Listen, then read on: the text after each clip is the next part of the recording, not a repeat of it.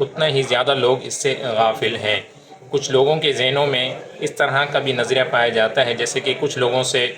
مطلب ملاقات کے دوران انہوں نے سوالات کیے تو اس سے واضح ہوا کہ لوگوں کے اندر کس طرح کی غلط فہمیاں طلاق کے متعلق پائی جاتی ہیں۔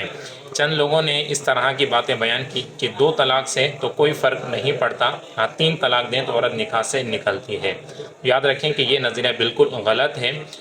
2 طلاق تو دور کی بات، 1 طلاق سے بھی بعض صورتوں میں عورت نکاح سے نکل جاتی ہے، اب دوبارہ نکاح کرنا یہ ضروری ہوتا ہے۔ جیسے کہ طلاق کی 2 صورتیں ہیں، طلاق رجعی ہوگی یا طلاق بائن۔ اگر طلاق بائن دی تھی تو ایسی صورت میں عورت نکاح سے نکل جاتی ہے، اب اگر اسے واپس رکھنا چاہتا ہے تو پھر دوبارہ نکاح کرنا یہ ضروری ہے، چاہے وہ عدت کے اندر نکاح کرے یا عدت کے بعد، تو نکاح کرنا یہ ضروری ہوگا۔ تو اس سے آپ کو معلوم ہو چکا کہ 1 طلاق سے بھی عورت نکاح سے نکل سکتے، 3 طلاق ضروری نہیں ہے۔ تو اسی وجہ سے کہ جب یہ نظریہ بنا ہوا ہے کہ 2-3 طلاق سے کم ہے تو کوئی فرق نہیں پڑتا، تو کئی سارے لوگ ایسے پھر جب یعنی معاملات بڑھتے ہیں یا خراب ہوتے ہیں تو پھر 3 طلاق ہی دے دیتے ہیں، اور 3 طلاق کا معاملہ اتنا سخت ہے کہ یہ طلاق مغلظہ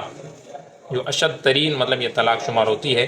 تو اب اگر 3 طلاق دے دیں، چاہے ایک ساتھ دی ہوں یا وقفے سے دی ہوں، تو جب 3 طلاق ہو گئی تو یہ طلاق مغلظہ ہوگی، اور پھر اگر واپس اس یعنی اپنی جو عورت تھی اس کو واپس رکھنا چاہتا ہے تو پھر اس کے لیے شریعت کے اندر حلالہ یہ ضروری ہے، بغیر حلالہ کے واپس اسے نہیں رکھ سکتا۔ اور اسی طرح سے 1 طلاق کی جو صورت بتائی کہ اگر طلاق بائن تھی تو پھر اب واپس رکھنا چاہتے تو نکاح ضروری ہے، اب وہ چاہے عدت کے اندر نکاح کرنا چاہے تو عدت میں بھی نکاح ہو سکتا ہے، اور عدت کے بعد چاہے تو تب بھی ہو سکتا ہے۔ اور اگر طلاق رجعی دی تھی تو پھر ایسی صورت میں پھر رجوع کی صورت ہوتی ہے، وہ اگر رجوع کر لے گا عدت کے اندر تو پھر نکاح کی ضرورت نہیں ہے، وہ عورت اس کے نکاح میں برقرار رہے گی۔ اور اگر عدت کے اندر رجوع نہ کیا تو اب پھر عدت کے بعد پھر نکاح کرنا یہ ضروری ہوگا۔ تو خلاصہ کلام یہ ہے کہ اگر 3 سے کم بھی طلاقیں دیں تو بعض صورتوں میں عورت نکاح سے نکل جائے گی اور پھر نکاح کرنا ضروری ہوگا، اور بعض صورتوں میں یہ ہوگا کہ پھر وہ رجوع کی صورت ہوگی، اگر رجوع کر لے گا قولاً یا فعلاً تو پھر اس صورت میں نکاح کی ضرورت نہیں ہوگی،